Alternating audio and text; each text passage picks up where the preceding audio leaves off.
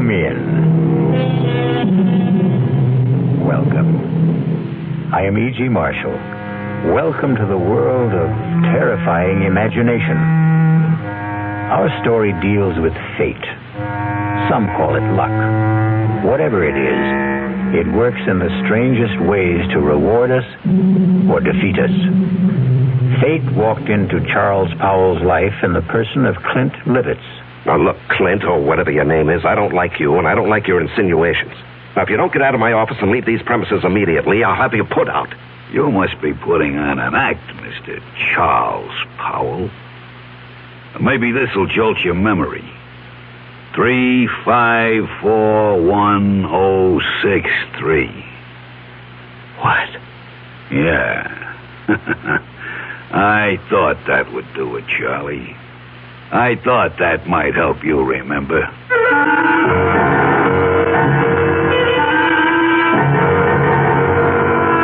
Our mystery drama, No Hiding Place, was written especially for the Mystery Theater by Sidney Sloan and stars Larry Haynes. It is sponsored in part by the Kellogg Company, makers of Kellogg's Special K cereal.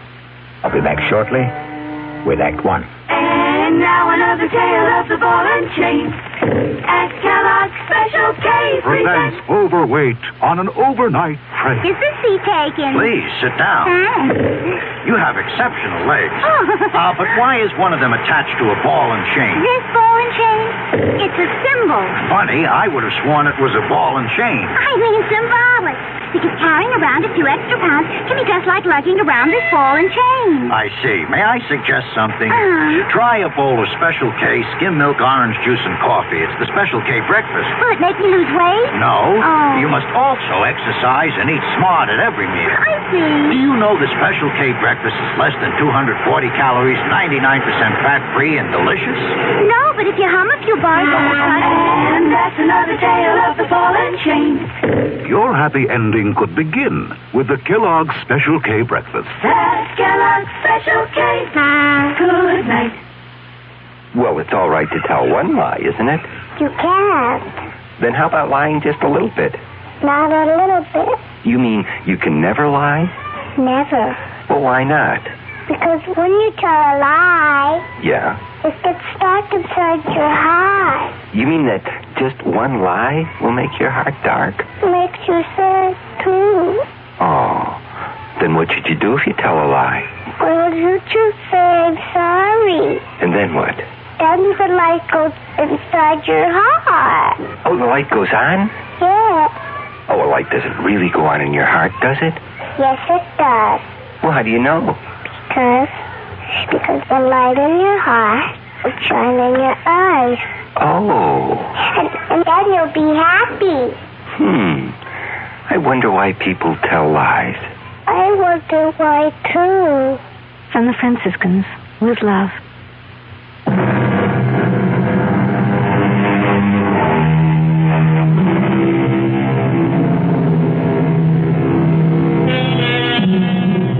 Everything looked right to Charles Powell that crisp September morning when he walked into his executive office at the J.P. McCready Company. And why shouldn't it? Charlie Powell was a big shot there. At 37, executive vice president of one of the largest manufacturers of heavy construction equipment in the country. And he had done it all in less than 12 years. It was a real-life Horatio Alger story, even to his being engaged to J.P. McCready's daughter, Allison. How could anything go wrong? But it did, the moment he walked into his private office. Yes, Elsie. There's someone to see you. Appointment? No, sir, but he says that you'll see him. Mr. Powell, maybe I'd better come in and explain. Yes, all right, come in. Sorry if I sound strange, but really, Mr. Powell, that man is kind of frightening. Frightening? Well, he just sits there and grins at me. I told him he didn't see people without an appointment. He said, oh, he'll see me. Just tell him it's an old friend, Clint. You know anybody by that name? Clint? No, it doesn't ring a bell. All right, send him in. I'll get rid of him. Okay. Don't say I didn't warn you. Mr. Powell will see you. Nice of you to see me, Mr. Powell. Well, I try to see everybody, Mr. Just Clint. I don't think you ever knew me by anything but Clint. You must remember, Mr. Powell. Well, I'm sorry, but I don't... Come on, give it a try. Give it a good try. Now, look here, I'm busy, and I have neither the time nor the patience. You must be putting on an act, Mr. Charles Powell. Maybe this will jolt your memory. 3541063. What? Yeah. I thought that would do it, Charlie. I thought that might help you remember.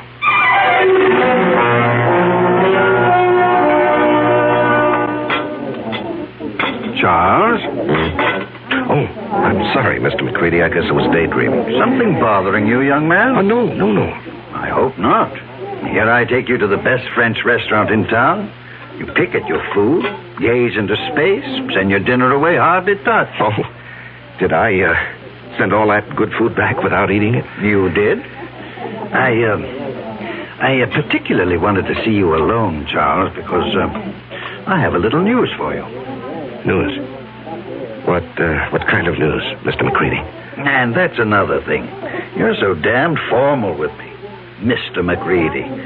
Do you realize that in exactly 5 weeks you're going to be one of the family? Yes, of course I realize. How could I overlook it when Allison keeps reminding me regularly? Very well, then. Do you think it proper to call your father-in-law to be Mr. McCready? If you don't start calling me John... Okay. John, it'll be. I'm going to leak a little information to you. Yes? As you know, I've been thinking of stepping down from the presidency of the company. Yes, well, it has been rumored, but I wish you'd reconsider. Now, sincerely, the place wouldn't be the same without you. Oh, I'll still be there, Charlie. I'm not giving up my stock. The name of the company will still be J.P. McCready Company. The only difference will be that you will be sitting at my desk. Sitting at your desk? Well, I thought Hedges was slated to take over when you stepped down. No. Well, Tom was seriously considered, but he's a bit too old for the job. No, the company needs young blood. Well, I'm really bowled over. I've watched you grow. Come up on merit, ability. You're going to go far, my boy. Of course, the board will have to vote on your appointment, but... that, as the saying goes, is in the bag. Well, there's something you've omitted, John. You haven't asked me if I wanted the job. Is it necessary to ask? I remember another lunch with you several years ago. We got talking about ambitions, and you said that you would never be satisfied with second best. It had to be the top job, or you'd move on. Yes. But that was before this morning. What? Nothing. Just mumbling. I'd like to know how you feel about it, Charles. Well, even to be considered for the position is an honor, Mr. John. And your answer? Let me think it over. I must think it over.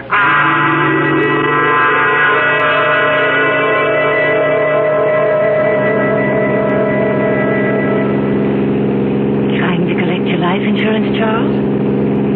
What? The way you're driving. Are you out to get me, yourself, or both of us? Oh, I'm sorry, dear. I guess I didn't realize how fast I was going. This car has more power than it needs.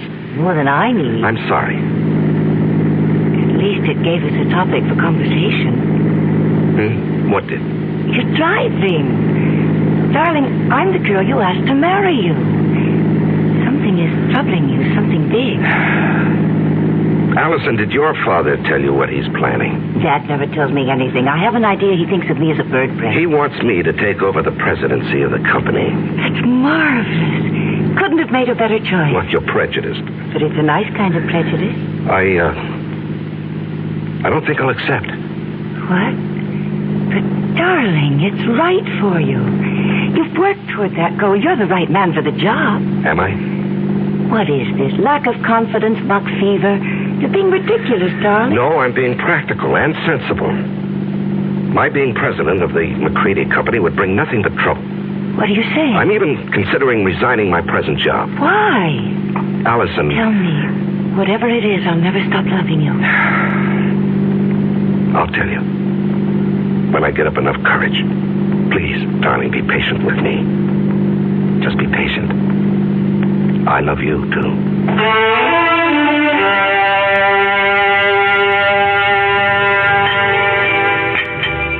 So you finally got here.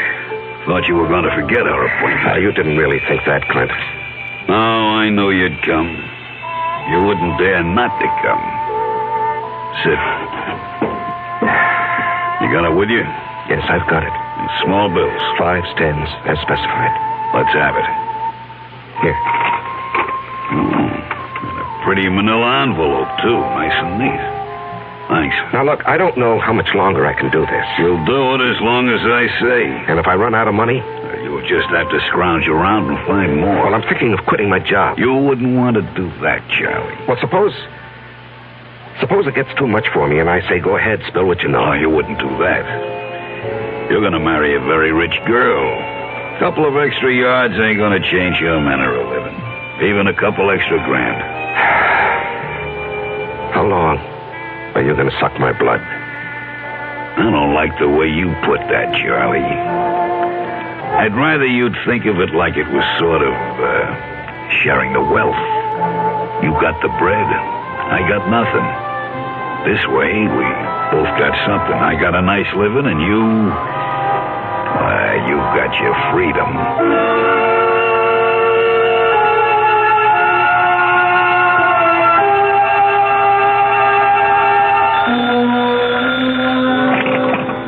Hello?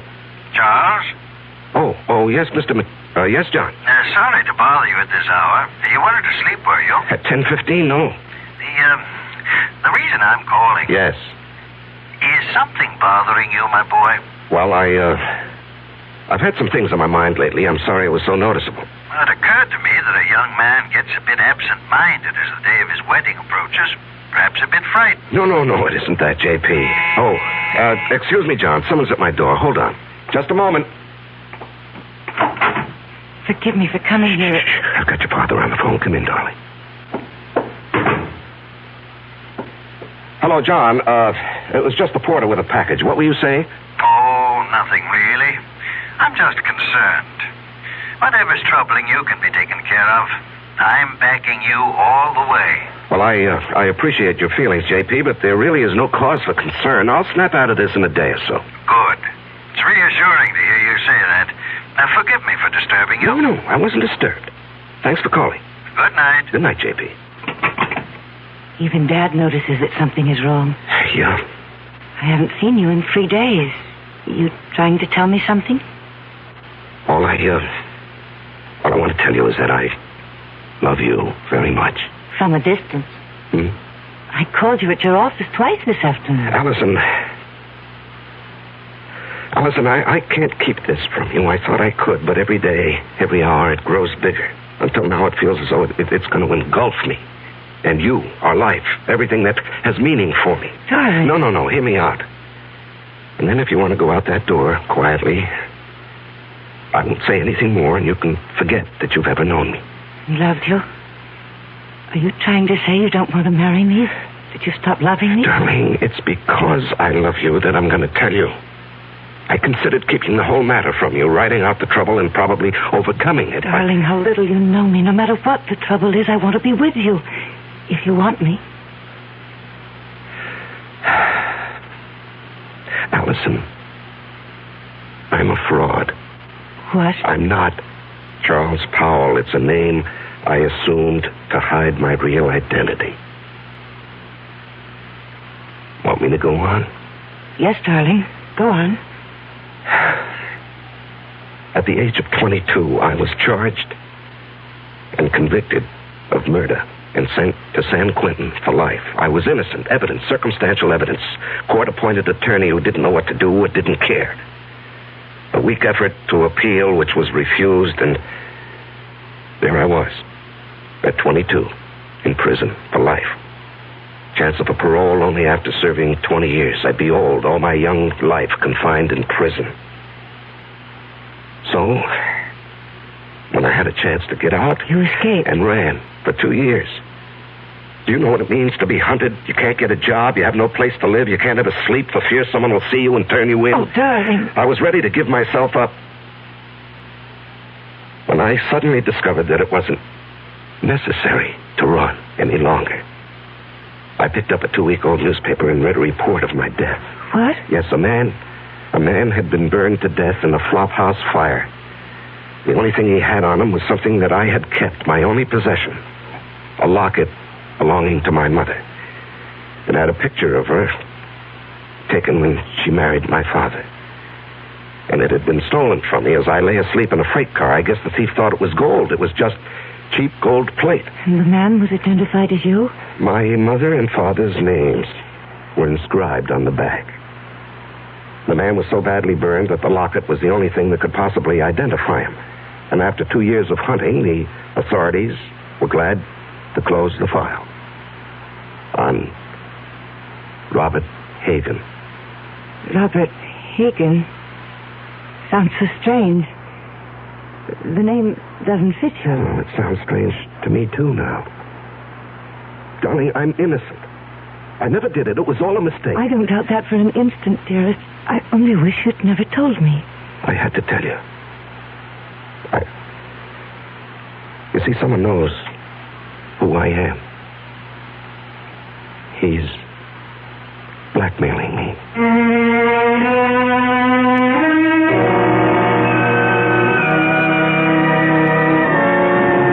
When you're being blackmailed, you don't have many alternatives. Charles Powell's whole life, his future, the happiness of the woman he loves, all hang by a very thin, flimsy thread. I'll be back shortly with Act 2. I'm Hy Brown, producer of Radio Mystery Theater. And as you may imagine, I'm excited about this new adventure in modern radio, this new statement of radio's marvelous power to stir the imagination. Now, we're wondering about your reaction, about who you are and how you like what we're doing. So to encourage you to get in touch with us, we're holding a drawing for 3 weeks. 50 prizes a week, 2 AM/FM stereophonos, 2 travel clock radios, and 46 anthologies of modern suspense. Just mail us your name and address, and you're eligible. Of course, we'd like knowing whether your glad radio drama is back, but name and address will do it. To Mystery Theater, Box 50, Radio City Station, New York, 119. That's Box 50, Radio City Station, New York, 119. Offer good everywhere unless locally prohibited. It's always a pleasure to add beautiful new furniture to your home. And it's even more a pleasure when you can save substantially on its purchase. You can do both this week at Adele Hunt's, 7015 Snyder Plaza during Adele Hunt's great winter furniture clearance sale. Take advantage of Adele Hunt's staff of professional interior designers at no extra cost, of course, and save on such famous brands as Henriden, Drexel, Thomasville, Lazy Boy, and many others. For instance, there are exciting accent pieces on sale from Baker, Tomlinson, and Irwin Lambert.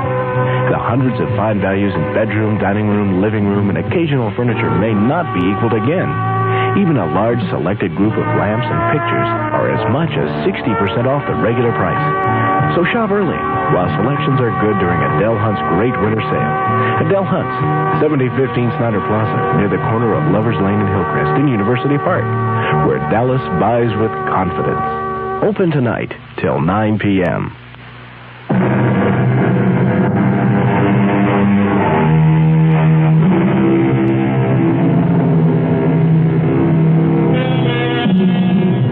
When Charles Powell chose to give in to his blackmailer, he didn't envision the trouble that was building up for him.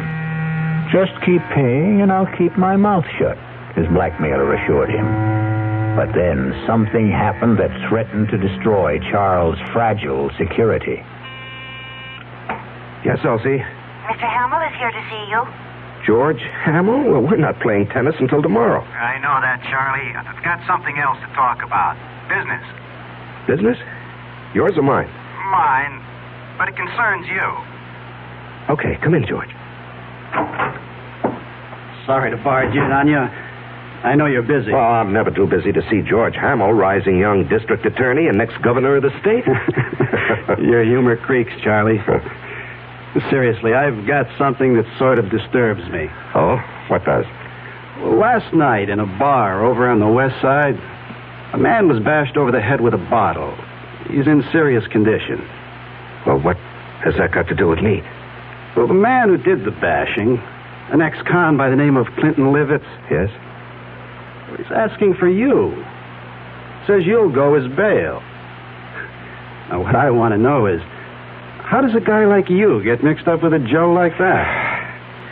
Now, George, what did you think? That he and I were buddies or something? I didn't know what to think. Well, I do know the man. He applied for a job with the company a week or so ago. The foreman who interviewed him discovered he was an ex-con, and he refused to hire him. It was brought to my attention when one of the societies that helps ex-cons called me. So you got him a job in the plant? No, I couldn't. I mean, I wouldn't go over the head of the foreman, but I did see him, and I handed him a couple of dollars. A couple of dollars? You know how much money he had on him when we brought him in? $276. Oh, well, maybe he got lucky at the races with the money I gave him. How much was it? Oh, gee, I don't remember. 15, 20. I just took it out of my pocket and handed it to him. It was a way of easing my conscience. I felt bad about the way our foreman had treated him. Well, take my word for it. This Clint Livitz is a bad customer. Stay away from him. What will become of him? Well, he'll go back to the pen where he belongs. What's the bail set at? $5,000. And you're not seriously considering putting it up, are you? No, I was just asking. Because if you are, that's the last you'll see of your money. For that matter, Mr. Livitz, he'll jump bail. Please, George, I'm a big boy now, and I think I can make my own decisions. Well, who would have thought it? Charles Powell Bleeding Heart. Now, look, we've been friends for over 5 years. When you were running for DA, I backed you with substantial contributions. I like you. You're my friend. Now, let's not kick that all out because of some stupid disagreement. No. Let's not kick it out. I'm sorry, Charlie. But I just can't understand what your connection with that ex-con is.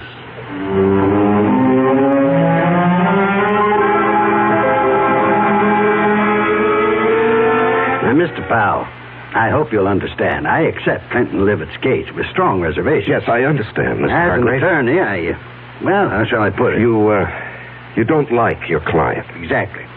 However, I shall do my best to get him off, or at least get him a light sentence.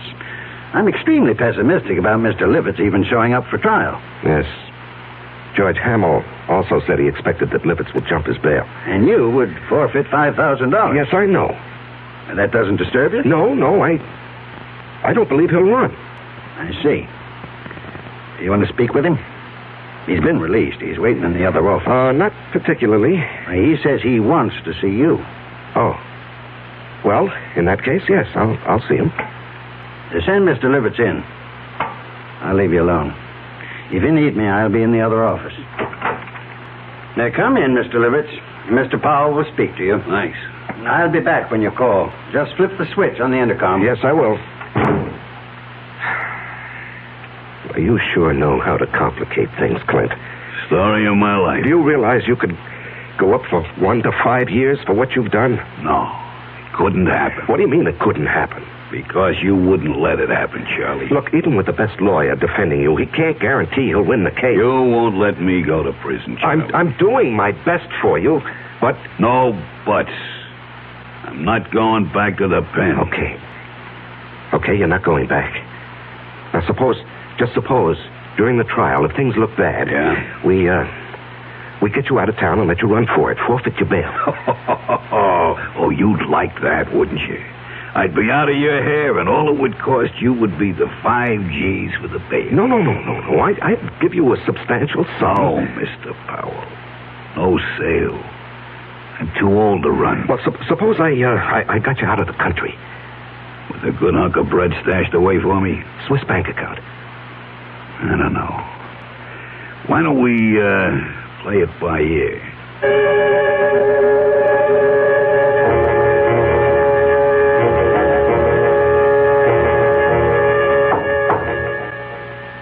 Come in.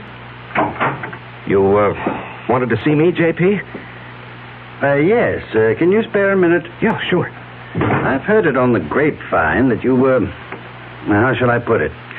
That you were aiding some ex-convict in trouble with the police. That true? Yes, it's true, John, and I think I know what kind of grapes grow on that grapevine. All right. Now, George Hamill. Oh, that damn busybody. Why can't he stick to his job and... Now, George is a friend. He tells me that the man you're protecting is a rather reprehensible character. Will you let me explain? It's just a matter of policy, my helping this man. Policy? Well, yes, you did ask me a few days ago to consider taking over the job of running this company. You're going to accept? Well, I was going to tell you today. Wonderful. Wonderful news. Allison will be delighted. I know she's been worried about your seeming reluctance. Oh, no, not reluctant any longer. In fact, I've got all sorts of ideas about what I want to do. This business of giving a hand to ex-convicts is just one of them. Do you realize what this would mean in publicity for the company? To take an interest in the rehabilitation of men who would otherwise be lost, a burden to the taxpayer? I'm going to hire a PR man. We're going to be the big corporation with a heart, JP.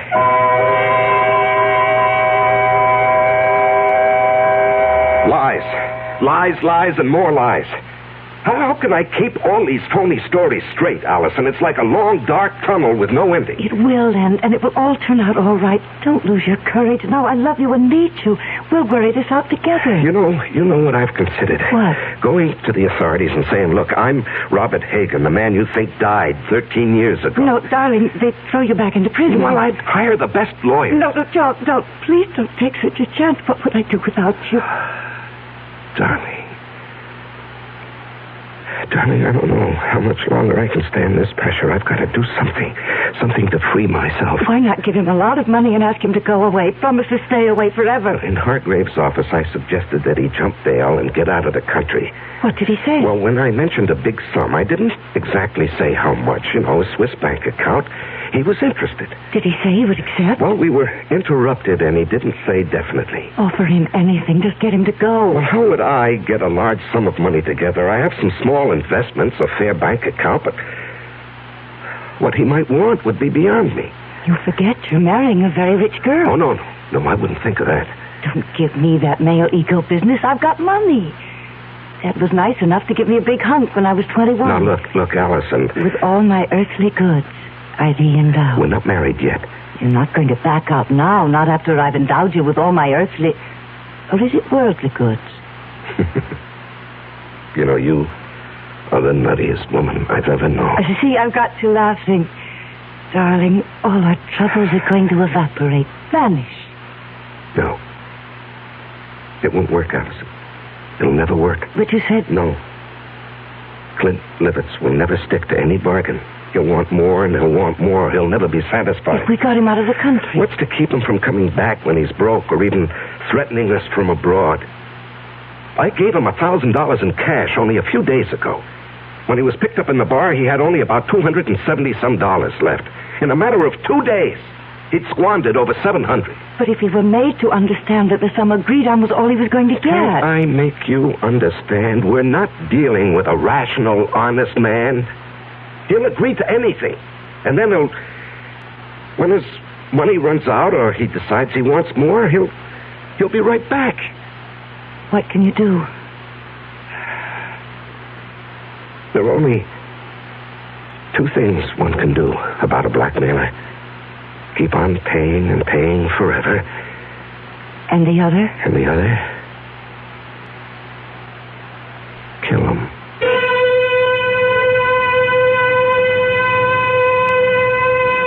Just 2 ways to deal with a blackmailer. Charles now must face his conscience.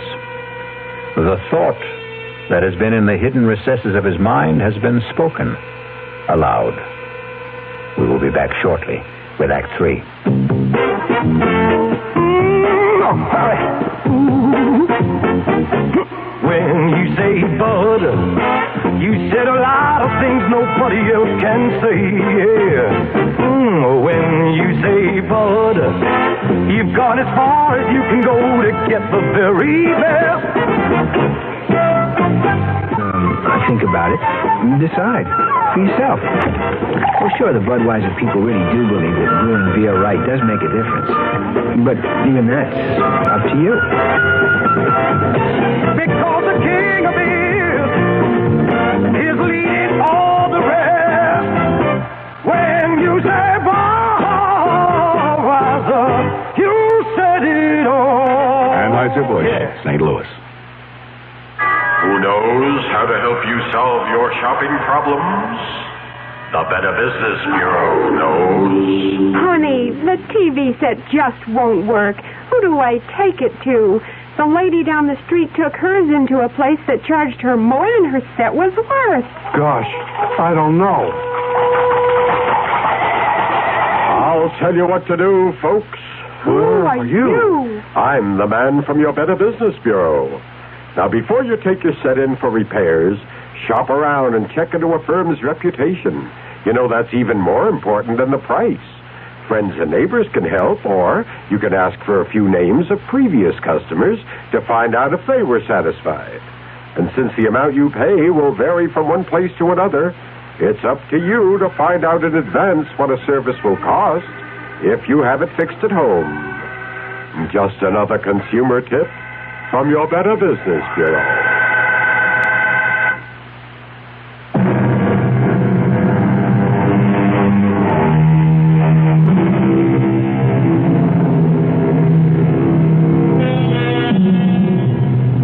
Charles Powell's life has reached a climax. He must make a decision to rid himself forever of his blackmailer. And perhaps that very decision will destroy his life and the life of the woman he loves. The alternative is to keep paying and paying, never feeling safe.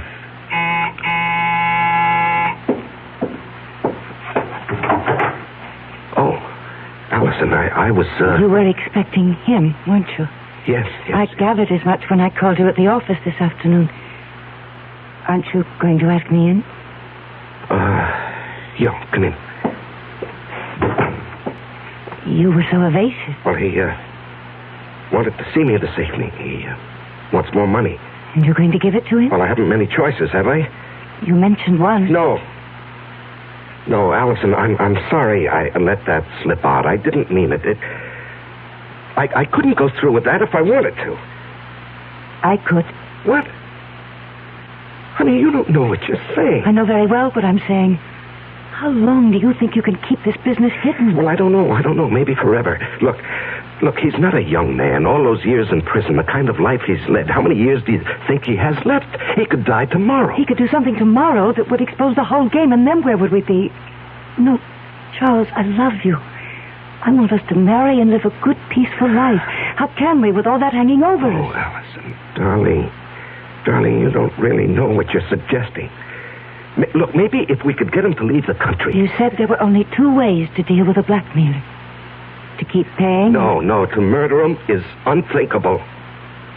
George Hamill asked me to stop by at his office this afternoon. Why?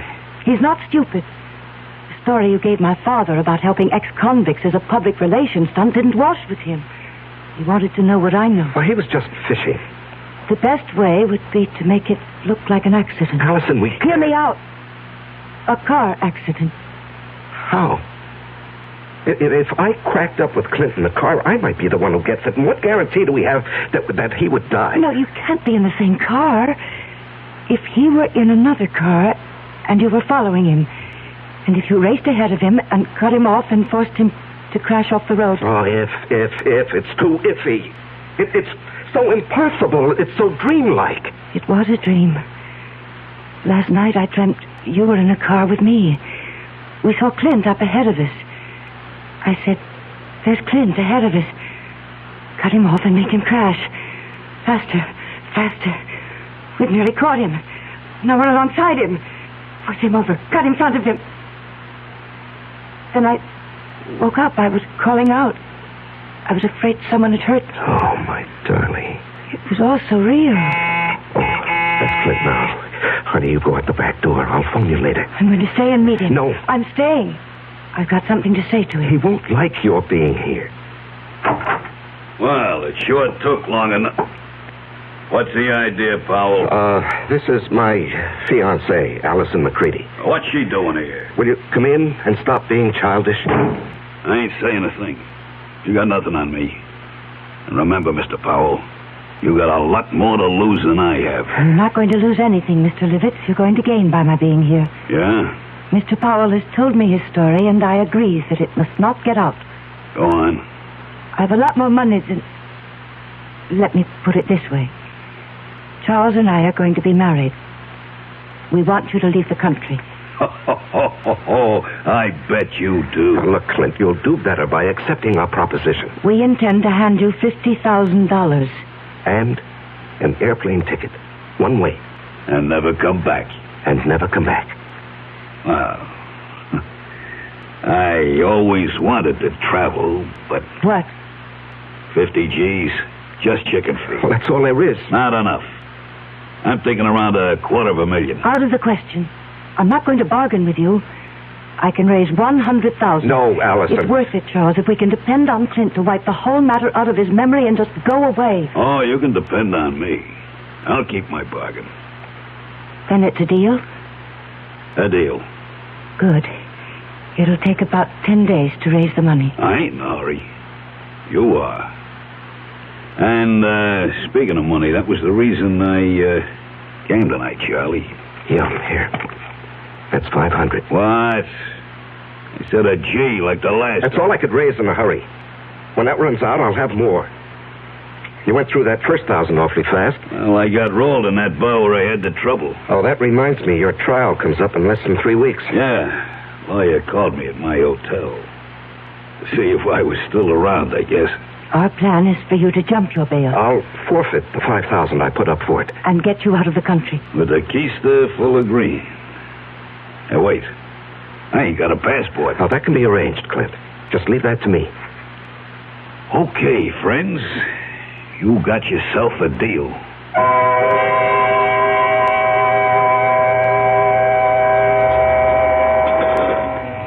Say, Charlie. You're going to put this meal on your expense account, I hope. Too rich for your blood, George? Too rich for my pocketbook. That's JP's favorite French restaurant. Oh, yeah. Nice to have wealthy, high-paid executives for friends. I'm a simple man. I like simple things. And I like simple answers. Meaning?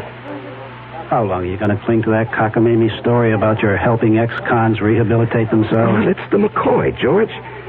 That guy got something on you, Charles? Pardon, monsieur, the telephone for you. Oh, yes, thank you. Where is it? It is here, monsieur. I will plug it in for you.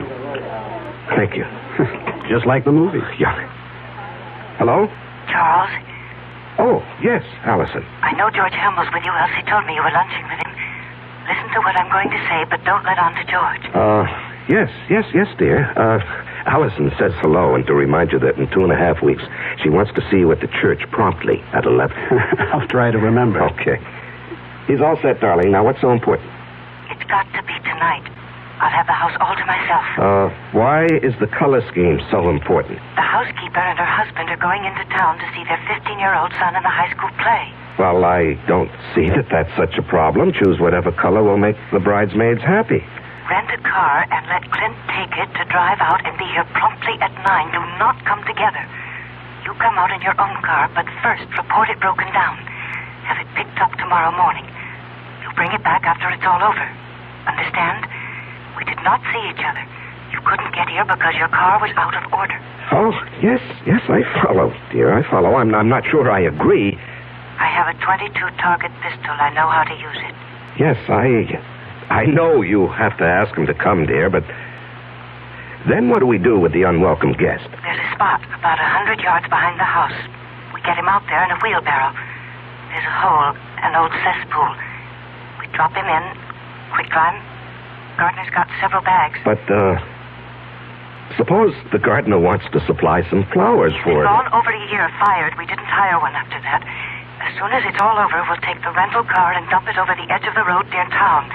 You know that bad place where there's no shoulder on the road and only a flimsy guardrail? Mm-hmm. Yes, I know. We dump the car there. Let it smash up. If it catches fire, so much the better. Then you take me back to the house and rush back to the city. Report the rental car stolen. You've been in your apartment all evening. Understand? Yes, the color scheme suits me fine, dear. You sure have it all planned. No baubles, no slip-ups. All planned. Yes, I'll be in my office till late tonight, 9 at least, if you want to reach me. Good. That was for George's ears, wasn't it? Yes, that's correct, Allison. Now, look, I have a report to get out. If you've completed your instructions, I'll get back to my lunch with George. Goodbye, dear. Wow. That's only the beginning, Charlie. Wait till she gets you signed on the dotted line.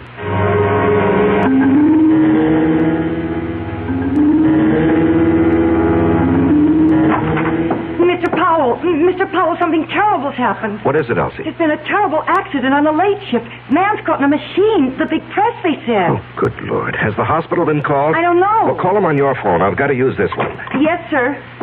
I'll call. And then call down to the plant and tell them I'm coming down. If it's what I think it is, the machine will have to be partially dismantled. Yes, sir. Hello? Allison, listen, there's a change of plans. Charles, where are you? I'm still at the office. Something's... It's 8:30. He'll be here at 9. Yes, I know. He has the rental car. I got it for him. When will you be here? Well, there's been a bad accident on the night shift. A man's caught in the big metal press. I've got to help get him out. But us? What about us? Well, when he comes, stall him. Just tell him what happened, why I'm delayed. I haven't got the money, Charles. Tell him I'm bringing the money, the airplane ticket, and the passport. Just stall him. I'll do my best, but hurry. He scares me.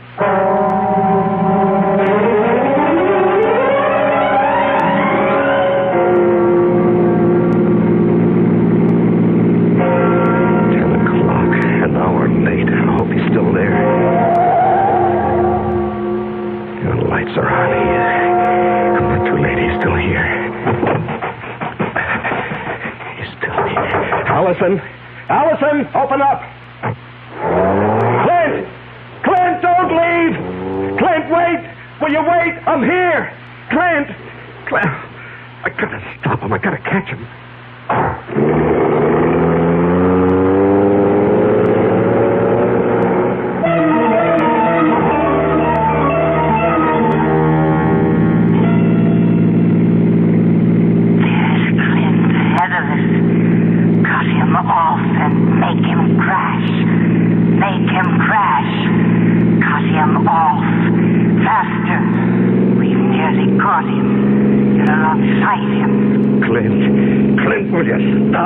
I'll run you off the road. Force him over. Force him over. You've got him off. You've done it.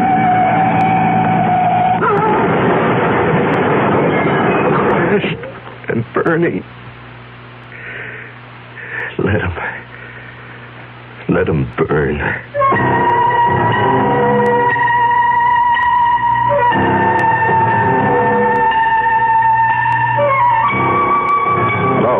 Is this, Arrow Car Rental Service? Well, I rented a car from you people this morning. No. No, there's nothing wrong with the car. I just want to report it stolen.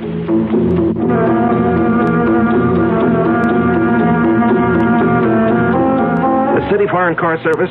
Look, I asked for my car to be picked up in my driveway. It's still here, and I called, or rather, my secretary called at 10 this morning.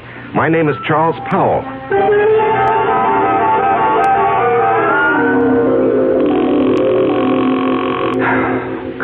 Come on. I'll just answer the phone. Oh. Yeah, just a moment. Oh, George. George, it's kind of late for a visit. Come in. Thanks. I was just trying to phone Allison. Well, what a night this has been. There was an accident at the plant. Peterson. I hope they don't have to amputate. I heard. Yes, and then when I got outside, I had a date with Allison. The car that I had rented this morning was missing. It was stolen. What happened to that great, big, powerful foreign job of yours? Oh, it wouldn't start this morning. Had Elsie call the service people, but they haven't picked it up yet. I just called them. They have a night answering service. You've had a busy evening. Yeah, very. Well, I think I can clear up one of your puzzles, Charlie. Your rental car was found with a thief in it.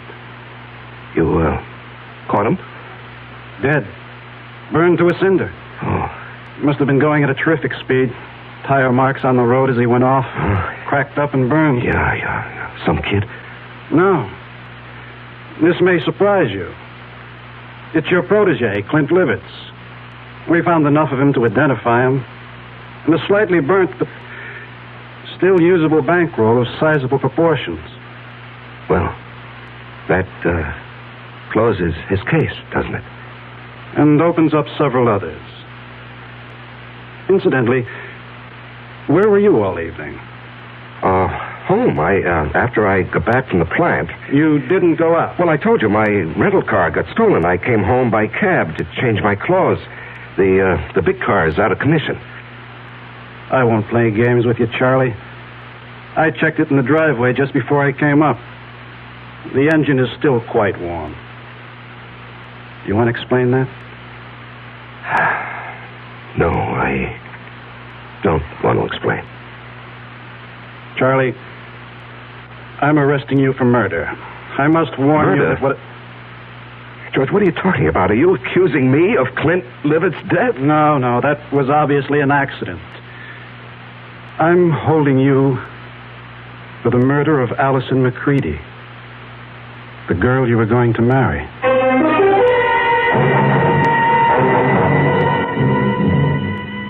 And in conclusion, ladies and gentlemen of the jury, my prosecution of Charles Powell, or Robert Hagan, has been a painful task. I was his best friend. It was difficult to believe that he would kill the woman he loved, but the evidence is conclusive.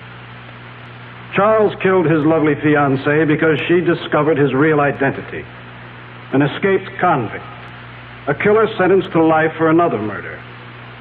The testimony of the housekeeper, Mrs. Francis, cannot be doubted. She did not leave the house as he thought. She saw him run from the house, jump into his car, and race away. And then she discovered the body of Allison McCready shot through the head.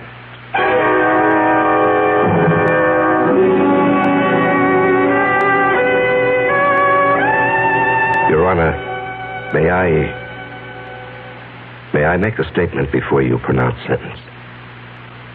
I did not kill Allison. I loved her. To say anything more in my defense is useless and unnecessary.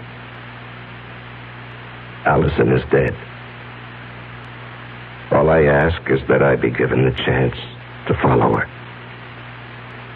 Swiftly and efficiently.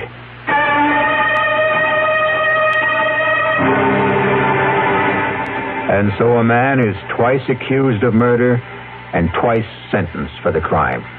A weary man who asks only to be allowed to follow the woman he loved. I'll be back shortly. Take the time to listen. Take the time to care. If I know you understand me, then my mind is yours to share. Listen with your heart. Listen with your mind. When you really listen, love is what you find. How do you do, sir? My grandmother just died. I'm so happy for you. Meet Mrs. McNulty. How do you do? Did you know you have spinach on your teeth? Oh, that's wonderful. This is Mr. Jackson. Nice to meet you. I have bubonic plague. Oh, yes, Mr. Plague. Meet Miss... Reception lines aren't the only places people don't listen. When you really listen, love is what you find. A thought from the Church of Jesus Christ of Latter-day Saints, the Mormons.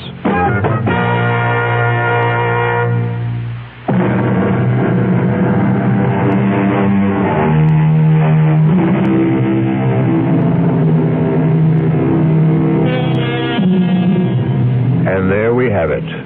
Charles Powell's joust with fate.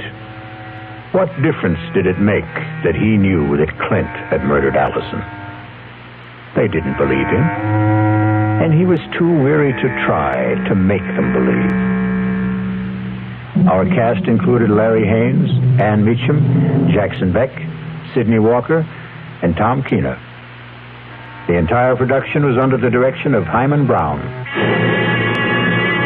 Now, a preview of our next tale. I don't understand it. Tub's bone dry, ma'am. Hasn't been used.